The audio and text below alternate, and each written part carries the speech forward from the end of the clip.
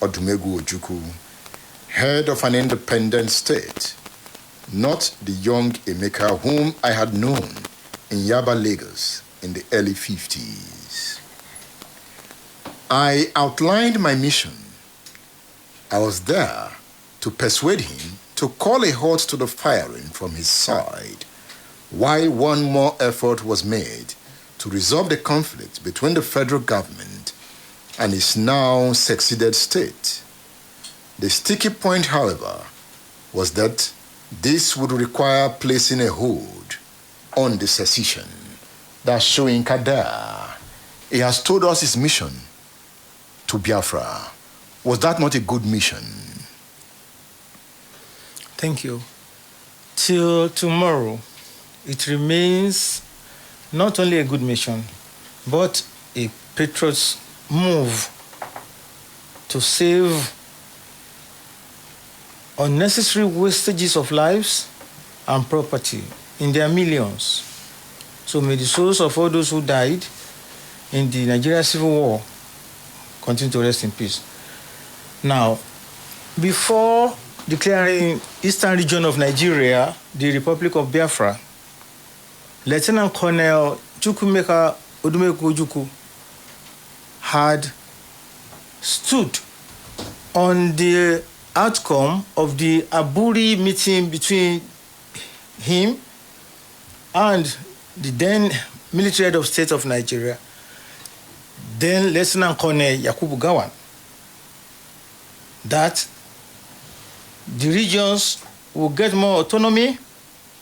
Nigeria will be run on a federal system. On getting back to Nigeria, some federalists,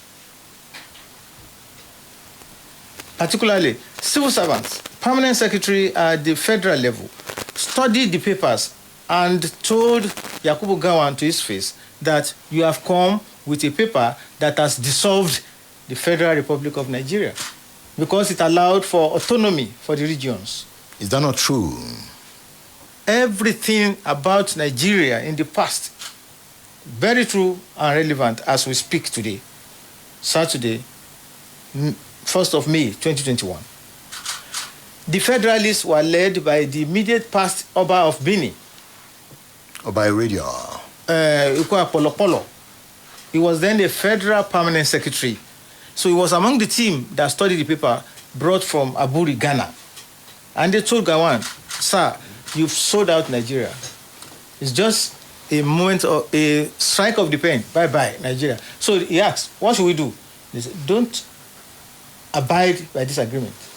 And that was the main cause of the war. Ojukwu said on Aburi we stand. That is it. Aburi is available now on the streets, social media, for those who are not born in 1966-67 to study. Because the agreement was, let us go back to the founding fathers' agreement that the regions will control certain aspects of their resources, talent, and vision. So we come to the federal level on basis of equality, which had been overturned by the May 21 decree of 1966 of Major General JTU Agui Ironsi. Agui Ironsi turned Nigeria from federation to group of provinces, whereby civil servants can be taken from Okigwe to Ikire or to Kaura Namuda on transfer. So the Hausas, the Northerners, look at themselves and said, what is our percentage at the federal level? What is the level of our education to compare to the South? And they said, this is bringing to light the forecast of Dr. Nnamdi Azikiwe. I quote Azikiwe now. It's only a matter of moment that Nigeria will be controlled by the Igbos. Now, the Aburi confusion led us to war. Did you say confusion? Yes. Okay. I said confusion. Yes, you have it right. Because if you ask some federalists, they will tell you that they did not back out of the agreement so that Ojukwu misinterpreted the agreement. No. Ojukwu was prepared for Aburi. Do you wonder why Gowon and others were not as prepared as Ojukwu for that meeting? Excuse me, please. With due respect to the person of General Yakubu Gowon, today is a PhD holder in political science, obtained from Warwick University, United Kingdom. With all due respect to him, as at the time of the crisis, 1966, 67, 68, 69, until it was toppled, I'm sorry, Yakubu Gowon was far below the academic level of Lieutenant Colonel Odumeko Ojukwu. Ojukwu was an Oxford graduate. Man, King's College, Lagos. Oxford University, MA. He also went to Epsom College in London. Oh, God. And he was a rugby player for his school, UK.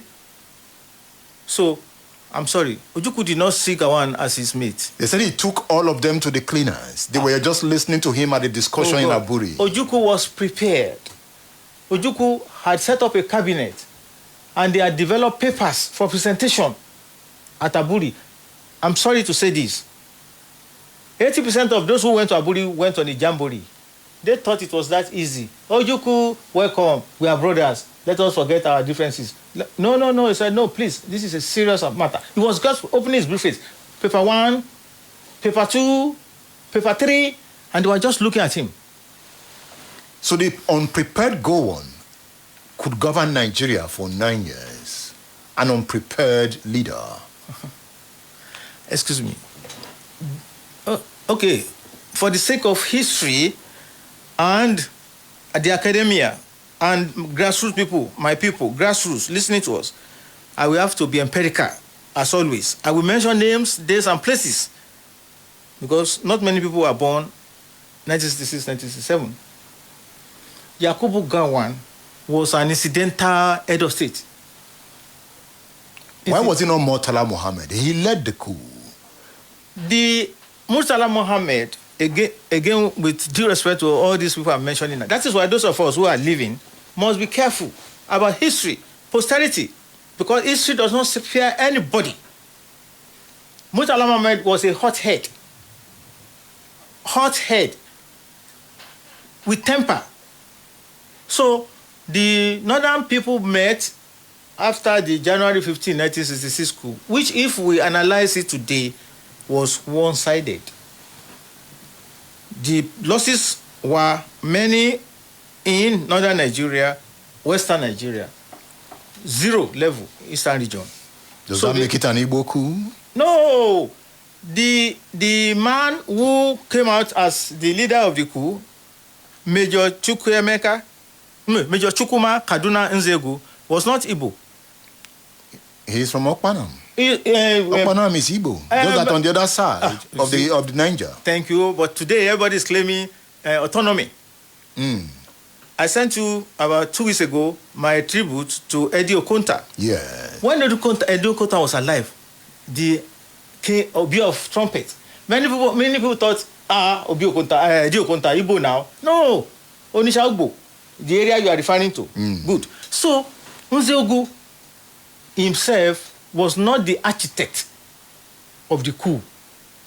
The architect of the coup was that Nigerian who first won a medal. Ifajuna. Thank you. Of the former University College Ibadan. Yeah. Thank you. I interviewed I pray he's still alive. I interviewed the surviving major of the 5 majors who carried out the January 15, 1966 coup, Major Ade Moyega, for my program, Speak Out, on NTA Ibadan. Then it was NTV, sometime in 1981. And he wrote a book. Why We Straw. Thank you. So the facts are there. It is not an Igbo coup. But in the execution, officers who are allotted to carry out operations in the eastern region of Nigeria developed cold feet. So the Premier of Eastern Region, Dr. Michael Ianatu Okpara, escaped because he was hosting Archbishop Macarius of Greece, who was in Nigeria for the Commonwealth Conference. One of the reasons that led to the assassination of Tafawa Balewa, they said Nigeria was burning, and you are calling a conference to resolve the issues in the former, what do they call it then? South Africa today, Rhodesia. Zimbabwe. South Africa, the original one where Ian Smith was their prime minister. Yes, that is Zimbabwe. Good. Today's Zimbabwe. Thank you. So, they carried out the coup, January 15, 1966. And when the final result came out, Prime Minister Northerner assassinated, Finance Minister Kotiebo, Midwest or Bende region, assassinated, Premier Ladoke Akintola, Yoruba, assassinated, Premier Madubelo, Northern region, assassinated, Kone Malamari, assassinated, Brigadier Ademulegun, assassinated, Kone Ko, assassinated, Northern and Western region. Let's be fair. But it was not the intention of Nzogu to be partial. The men that were kept in Lagos to take out Aguiyi Ironsi developed cold feet. Aguiyi Ironsi was saved by the fact that he went to a party and he returned home late at night. They were there in his barracks. So they wanted to get him too? Oh, he was. The head of the military, otherwise they wouldn't take control of the army. Okay, let's assume Igbo officers, majorly Igbo officers, executed the coup. Yes. It took another Igbo officer in Kanu, Odumegwu Ojukwu, to stop the coup. Thank you. Ojukwu had always been ambitious. Ojukwu, when he returned from the university, told his father that he wanted to join the army. And the father said, on his deathbed, he will go to the army. I want you to go to the civil service. With this master's degree, you will rise to the top.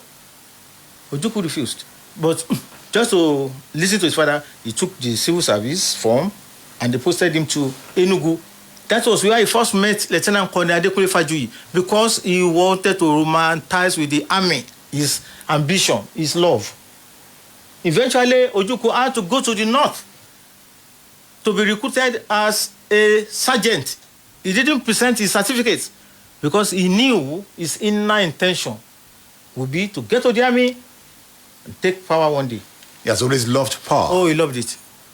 He stopped Nzogu's coup in the north. Yes, he did. Aguiyi Ironsi stopped the coup in Lagos. Yes. Both Igbo men. Yeah. And they got Nzogu to come. Nzogu wanted to fly to Lagos and finish the job. Yes. Because he held a press conference January 16, 1966, with Hassan Kassina holding the microphone on his behalf. A northern officer. Northern officer is junior. And because he had broken his arm when he jumped down from the residence of Sir Ahmadu Bello. And his intention was to come to Lagos, finish the assignment that some people ran away from, and take power. And as he said, they wanted to rule for just 6 months and bring Awolowo out of prison in Calabar. He installed him as the prime minister, and the army will give him backing with muscle that what you have turned Western region to, now turn Nigeria to. And immediately Awolowo stabilizes. Nzogu wrote this down. He will now resign his commission in the Nigerian army and go to South Africa to go and fight apartheid. To show you that Nzogu was really... He was a revolutionary. He was. Really. He didn't want the headship of the military government that to come up. No. Let's look at how Soyinka comes into the story. Why all this happened, he was building his literary skills. Oh, yes. It was already known. Yes. He wanted to intervene intellectually. Yes. The thought of a third force to make the difference. Yes. Therefore, he traveled to the east to see Ojukwu. At the risk of his life.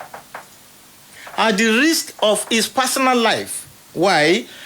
Before declaring Eastern Region the Republic of Biafra, Ojukwu and his cabinet had thought deep that they must extract all non-Easterners out of the region. So Ojukwu made a broadcast, more or less a decree, that non-Easterners get out of this region within so date.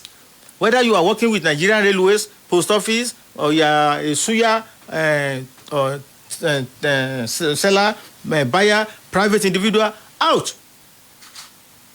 Bankers, whatever national you say you are working in this region. So he pushed everybody out. By the time he finished that, Eastern region could relatively be said to be free of non-Easterners.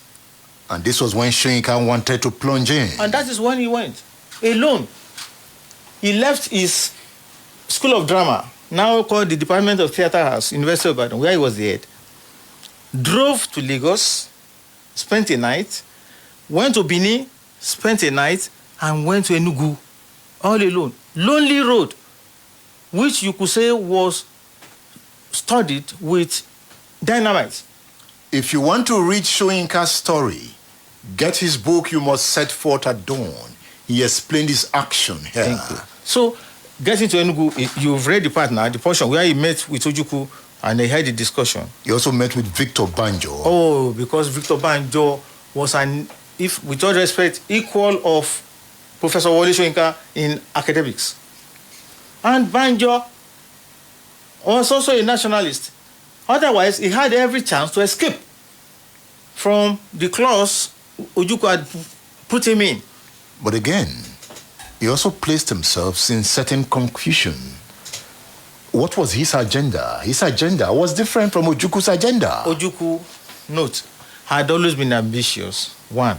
2, Ojukwu did not regard Yakubu Gowon as his mate. 3, Ojukwu wanted Gowon or the federal military government to tell us exactly what happened in Ibadan on the night of dawn of January 15, 1966. The same government house at Agodi. Incidentally, I was there last night on the... But Gowon did tell him at a Buri conference. But they even said, okay, we'll show you where they were buried. What led to that? Treachery. Deceit. Because however modern intelligence grew today, it started from somewhere. General Ironsi had notice of an impending counter coup. Part of his agenda of meeting the traditional rulers in the north, east, midwest, then finally western region, where the helicopter will pick him up in the morning of January 15, 1966, was the dinner the previous night on the Western House lawns. And repeatedly he was asking the military governor of Western Region, Fajuyi, Francis, are you sure I'm safe? Because he wanted to leave that night. He had got information, intelligence report. And Fajuyi, in all innocence, said, sir, you are more than safe. But should he be asking Fajuyi that question? He was the commander-in-chief. Supreme commander. So? At this time, they were using Supreme Commander. He was Supreme Commander. But they were friends, even though he's senior. Ironsi was Fajuyi's senior. But they had that camaraderie when they were in Congo. Ironsi was commanding the Nigerian United Nations contingent. And Fajuyi was part of Nigerian and United Nations contingent. And they fell together. They were friends, even though there was the disparity of senior-junior. So Fajuyi, naturally as a Yoruba man, will consider it an abomination. You went to the north, nothing happened to you. You went to east, nothing. You came here from the Midwest. Sir, you are safe. But he wasn't safe. He didn't know. He said ADC was part of the plot. Oh, God. What they did was just to supplant the ADC, I'm talking about Theophilus Danjuma. Thank you. And some officers, because Danjuma worked himself into the convoy of Ironsi that visited the north, east, midwest, and they had their plan to carry out in Ibadan. So Danjuma went to sleep at Letmore Barracks and not the government house or the guest house that was allocated to him. And so as not to let the cat out of the bag, he borrowed the uniform, which he wore at around 2 a.m. to lead that contingent to government house Agodi. So everything appeared perfect, but by midnight, they had swapped the guards that Ironsi and Fajuyi knew were there on the first day, second day. So they had swapped them, making it very easy for them to penetrate the gate house, government house, Agodi Ibadan. The gate was already open because it was timed. And when they entered, in the commotion, Ironsi was dressing up upstairs with all due modesty. I cannot claim to know the geography of Government House at Ibadan anymore because I left that place 32 years ago. But I knew the bedroom of the governors because I served 4 of them. Chief Bolaige, retired Major General Olada Kokwala, Brigadier General Adetunji Olurin, and the late Brigadier General Shasha Eniyan, Oresonya. So, Ironsi was dressing up in one of the upper rooms, waiting to take his breakfast. The helicopter will arrive and carry him to Lagos. Fajuyi was already there in the sitting room, waiting for his master, his supreme commander, to come down the stairs. When these soldiers just rushed in, he was baffled. And he saw Danjuma, what's his name? Joe Garba, and Hussaini. And they saluted him. And he was shocked. And he said, what's happening? And they said, sir, we have not come for you. Is that man, where is he? And they were calling Ironsi by name. Abomination. British trained officers. He said, what? Ironsi was hearing the commotion upstairs. So he died Lagos. And who was to take it in Lagos? The Chief of Army Staff, Lieutenant Colonel Yakubu Gowon. That's why Mrs. Ironsi will tell you that she was hearing the conversation between Gowon and Ironsi. And Gowon, only God knows, still claiming his innocence till tomorrow. He said he was not sure there would be any harm done to him and his host. But by then, they were losing temper. Remember, military coup. If you are caught, you are gone. Time's taken away. And they were in a rush. So just carried him, removed the epaulets, removed his uniform, and pushed him down. And they told Fajuyi, we've told you we are not here for you. This is the man we are after. And thrice they dissuaded Fajuyi from joining them, from following Ironsi. And he was telling them, you did not take him in the north, you didn't take him in the east, in the Midwest. Why do you want to take him from my own base? Where do you want me to put my face? Where do you want the Yoruba people to put their faces? So when they saw that he was not going to budge, they pushed him to the Land Rover and drove all the way from Iwo Road into the bush where the epitaph lays today. I am the founding honorary secretary at the Adekunle Fajuyi Foundation. And we pursued it to the logical end. May God bless the soul of the immediate past governor of Oyo State, because he bought our idea, erected the cenotaph at the spot where Fajuyi and Ironsi were undressed, whipped, and made to dig their shallow graves. Oh, that's the story of Nigeria. Yes. Soyinka went to Ojukwu, and Gowon did not take that lightly. He was arrested for going to Biafra. Yes. He spent 2 years in prison, 1967 to 1969. He will tell you he didn't go to prison. He will tell you he was in detention without end, indefinite detention in Kaduna prison, because there was no trial that found him guilty. He was clamped in detention, and that's what brought the first instance of me, humble self, and Professor Wole Soyinka, then Mr. Soyinka, as at that time, into contact. My father bought me a transistor radio set in 1963 when I was in primary 6 as a present for my leadership, thank God. I entered secondary school, 1964, Form 1, African Church Grammar School, Apata Ganga, Ibadan. I had a classmate and friend.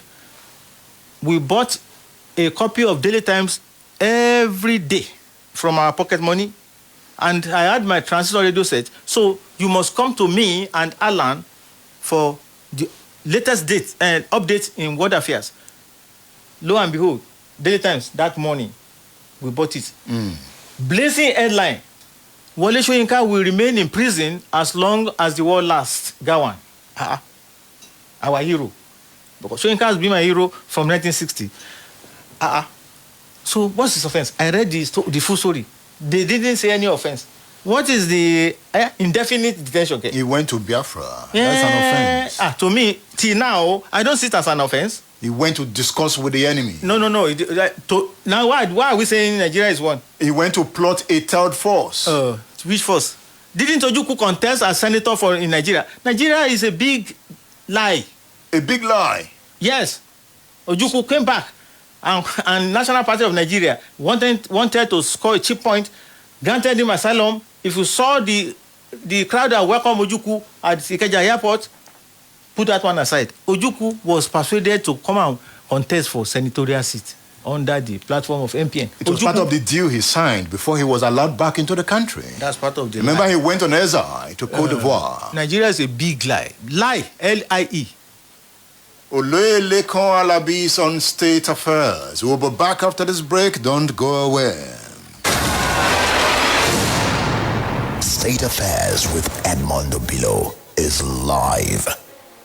Splash FM 105.5. At Splash FM, we believe that the business of broadcasting in today's society should not only be about information dissemination, but ultimately about the quality of those who do the job. Our next agenda is to restore and consolidate the integrity of broadcasting, to train, to equip, and to mentor the next generation in the art and science of broadcasting, leveraging over a decade of excellence in the industry. Anticipate. Do you know that you have the right to quality broadcasting? The National Broadcasting Commission says any person, group of persons, or organization aggrieved by the content of a broadcast or the conduct of a broadcast station may lodge a complaint to the station and all right to the Director General, National Broadcasting Commission, number 20, Ibrahim Taiwo Street, Asokoro, Abuja, or send a mail via info@nbc.gov.ng. Please ensure that your complaint includes name of the broadcast station, title of the program, date and time of broadcast, and essence of the complaint. Also remember to include your name, address, telephone number, email, and append your signature. Note that your complaint must reach the NBC within 14 days of the queried broadcast. NBC, your right to quality broadcasting. You just be the best performance. Thank you. In person. With almost 100,000 Instagram followers and over 100,000 followers on Twitter.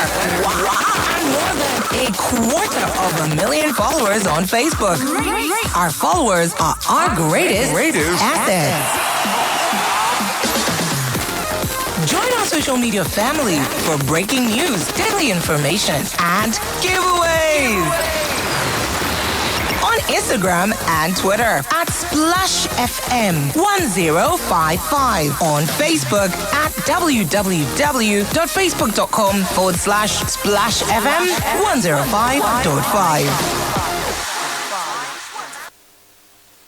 Splash FM 105.5.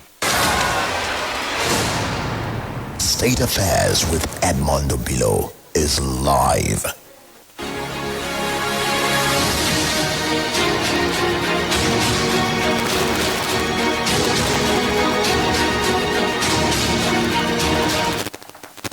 So when you saw the headline on the front page of the Daily Times, yes, you wrote a letter to go on.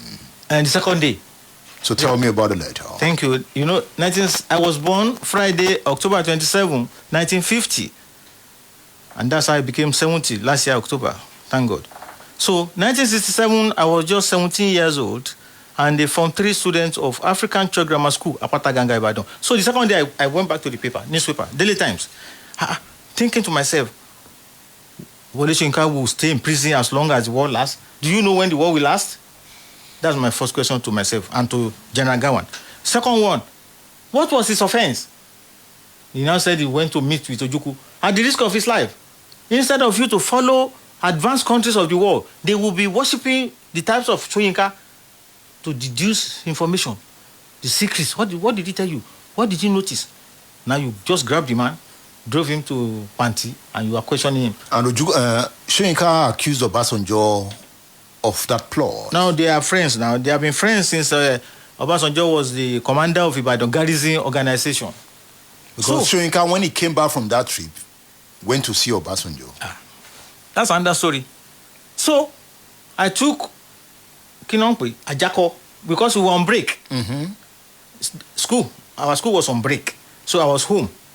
And where I was home and still home, Ile Ekeni Ajengbe, SW1/131, we are the owners of a political masquerade.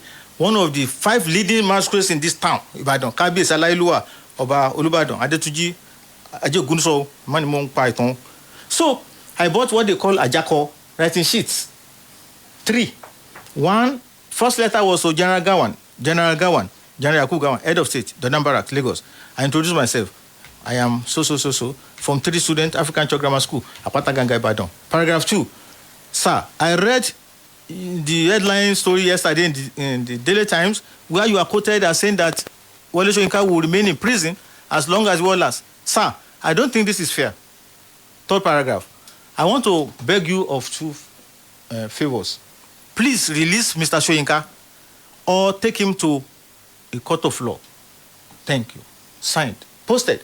At the same Ojaba post office. Posted. Soyinka, same paragraph. But this time, Mr. Wole Soyinka, Care, Chief Warder, Kaduna Prison, Kaduna. Same intro. 2nd paragraph. Sir, I've read yesterday's Daily Times headline front page where the head of state said you will remain in prison as long as the war lasts. I've interfered on your behalf to the head of state that I don't consider this action as being fair. Where did you get that gut from as a secondary school student?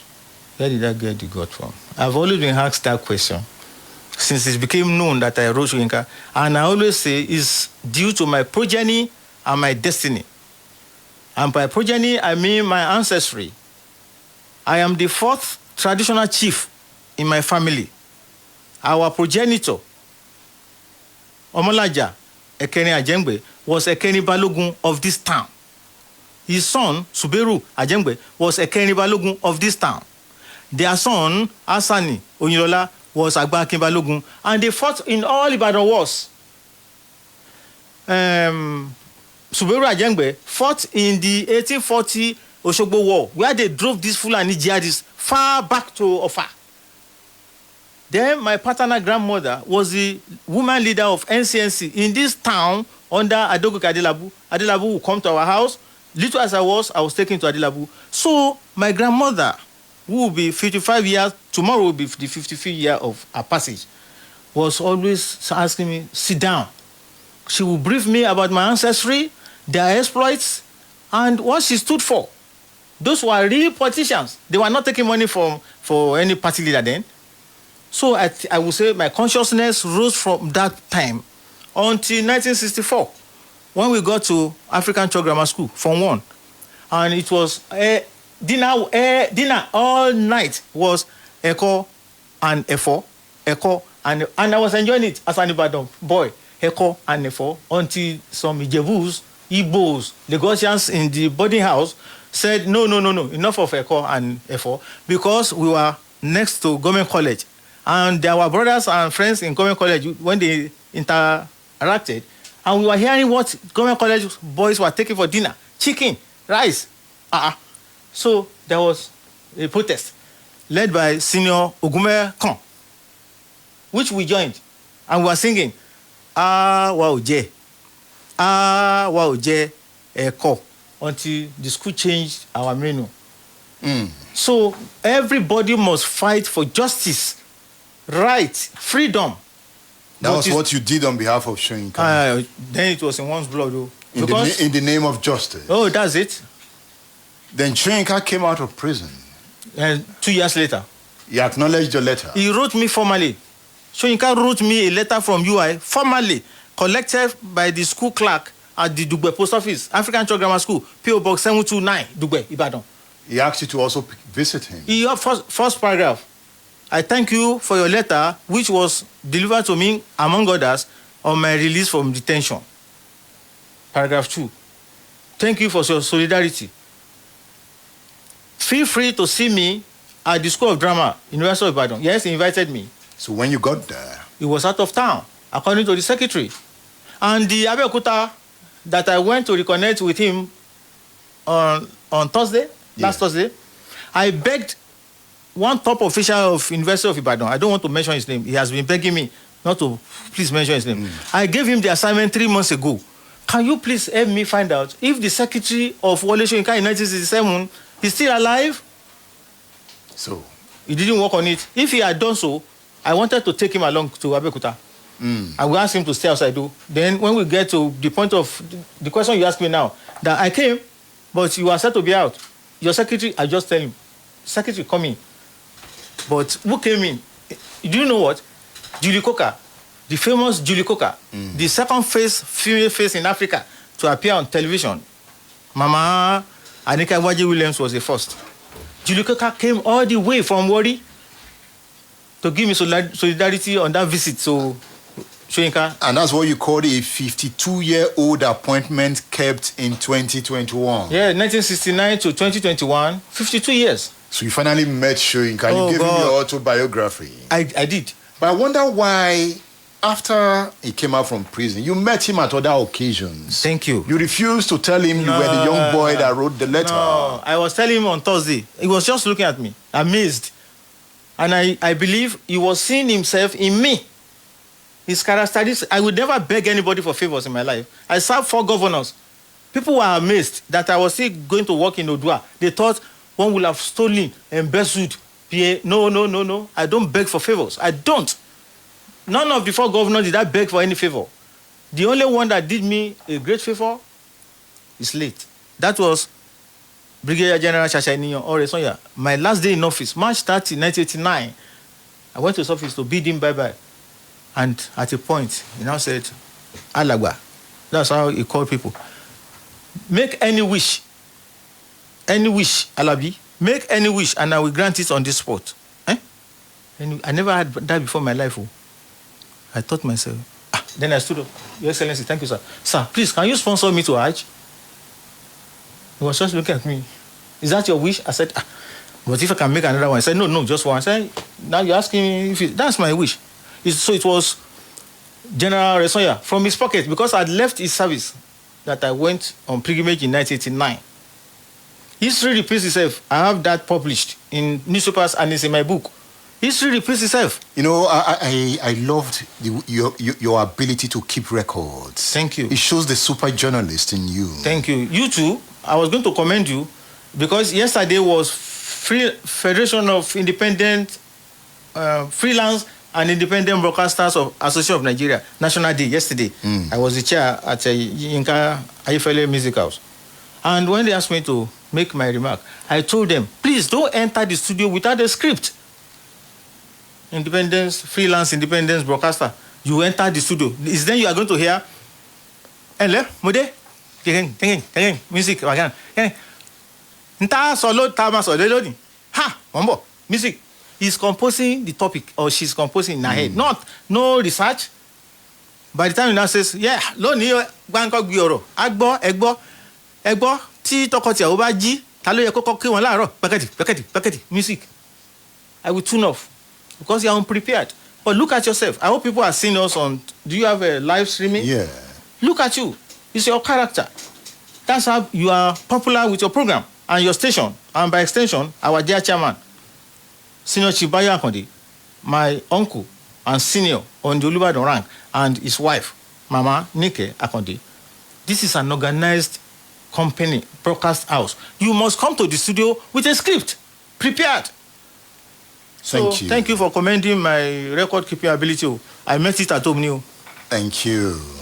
Now, the battles you saw in the name of justice, we still talk about the same issues in 2021. It was not Soyinka alone, no. It's in the special publication that I used on Thursday, and I gave him a copy and the media. I fought for Muhammad Ali, the greatest boxer in the world. 1970. There is a Ring magazine. I don't know whether they still produce it. And they put a page there. They said we should put our name, country, all the details. Why do you think Muhammad Ali's license and crown should be returned to him? Ali didn't want to go to the Vietnam War. He didn't want to go and fight for America. Which I supported and still support. He said, I am a Muslim. My religion forbids me to fight a war So the people now saying they are doing jihad, they are not genuine Muslims. He said, my religion does not teach me to fight a war. You must leave everything to God. But he said it was a draft dodger. So we sent in that form to World Boxing Council.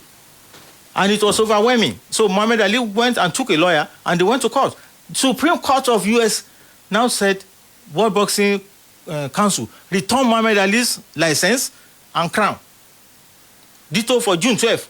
Even though MKO was my mentor and friend, as you will say. And many others. People should fight for freedom for others. And you will not give up fighting. By the grace of God, I have a destiny which must be fulfilled by the grace of God Almighty. Because it's not my self-interest. So these instances you are quoting, meeting Shoyinka, and I never worked. Okay, the first after the 1969 episode was when he was going to do audition for his film Kongi Service at a Kongi Club. I went, and we were lined up, and I passed the first screening, but the second one they didn't pick me for the film. When I eventually got back to school, and people they said, woman, you should have walked to him now instead of queuing for audition. That you are the from 3. Me, I never begged for favors. We just have to go. Oh God, let's go. But before I go, I want to substantiate my claim of saying Nigeria is a big lie. Please, listen to Tafawa Balewa, Nigeria's first prime minister, in 1948. I quote him, since 1914, the British government has been trying to make Nigeria into one country. But the Nigerian people themselves are historically different in their backgrounds, religious beliefs, and customs, and do not show themselves any signs or willingness to unite. Nigerian unity is only a British invention. Tafawa Balewa, 1948. Yeah. Okay. Now listen to Nnamdi Azikiwe, 1964. It is better for us and many admirers abroad that we should disintegrate in peace and not in pieces.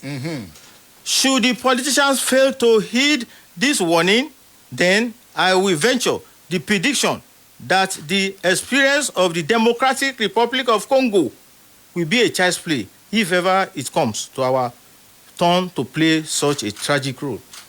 Nnamdi Azikiwe, 1964. Obafemi Awolowo. Nigeria is not a nation. It is a mere geographical expression. There are no Nigerians in the same context as there are English, Scots, and Welsh. Okay. 1947. Oloye Lakan Alabi. Yes. Thank you for featuring on State Affairs. Thank you for inviting me. Oloye Lakan Alabi is Ekefa Olubadan of Ibadanland and the first cultural ambassador of the National Museum and Monument, Ile-Ife. I am Edmund Obilo. Thank you for listening. State Affairs. State Affairs with Edmund Obilo.